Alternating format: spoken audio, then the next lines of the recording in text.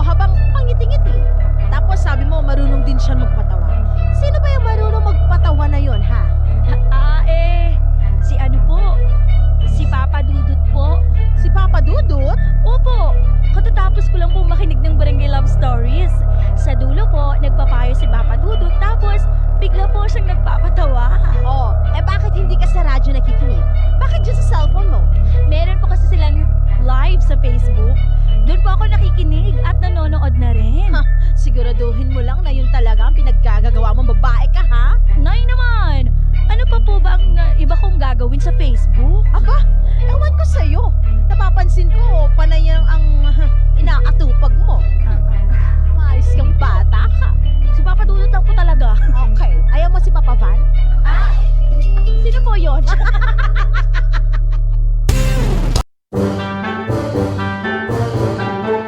Barangay Anting-Antingan!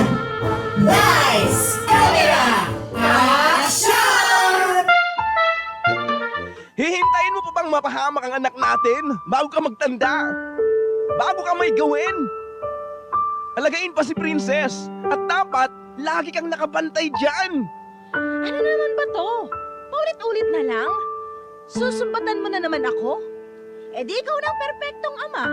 Wala namang nangyaring masama kay Princess pero grabe ka makapag-react. Grabe, bilib talaga ako sa'yo. Baluktot na nga, tinutuwid mo pa. Bakit? Totoo naman Masyado ka lang OA.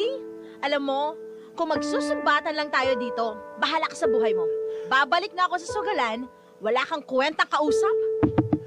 Hindi ba ako tapos sa'yo? Aray! Aray ko naman! Bitiwan mo nga ako! Babalik ko dun sa sugalan.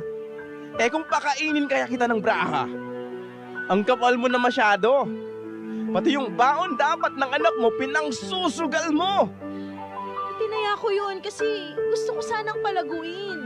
Para mas malaki yung baon na maibibigay ko kay Joseph. Hindi ko naman nakalain. Na ano? Matatalo ka. Diyos ko naman, Sally. Palagi ka na lang talo sa sugal na yan. Baon na baon ka na nga sa utang, di ka pa rin tumutotos. Tutos. Aray mo. Aray ko. Barangay Anting-Antingan! Lights, camera, action!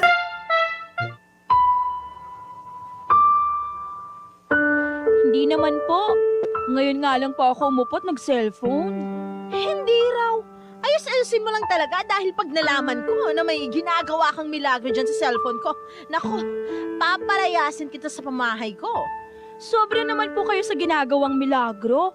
Alam niyo po ba na masama ang magbintang? Kaya nga ayusin mo. Matanong ko nga po kayo, Nay. Total, nag-uusap na tayo. Ano yon? Curious lang po ako kasi matagal na rin naman ako rito nakatira sa inyo. Ano nga yon? Dali-dalian mo't may pinapakulo pa akong bulalo dun sa kusina. Bakit po bang init ang ulo niyo sa akin? Sa pagkakaalam ko, wala naman akong ginagawang masama sa inyo.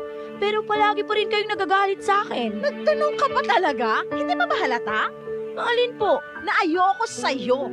At kahit na wala ka pang ginagawang masama, ayoko talaga sa'yo nung unang beses pa lang na nakita kitang tumapak sa pamamahay ko. Bakit naman po? Abay, hindi ko alam. Malay ko. Basta, naiinis ako sa pagmumukha mo pag nakikita kita. Grabe naman ko yun, Nay. Oo, Masakit yung magsalita. lang ako sa may bulalo. Mas okay pa yung bulalo. Pahingo po nagsabaw. Ayoko.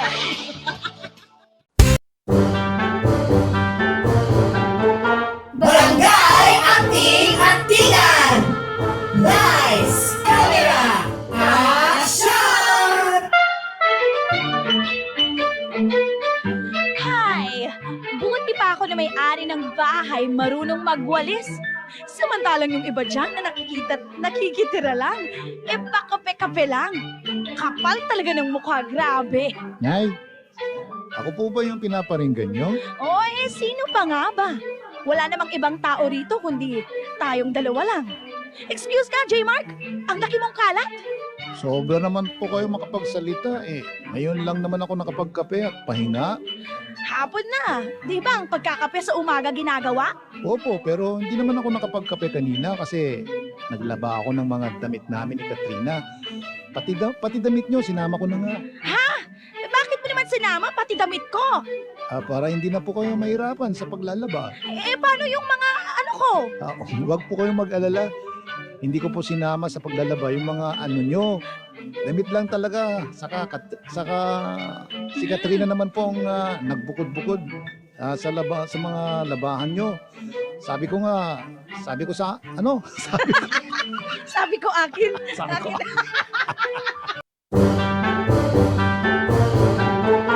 Barangay Acting Actingan!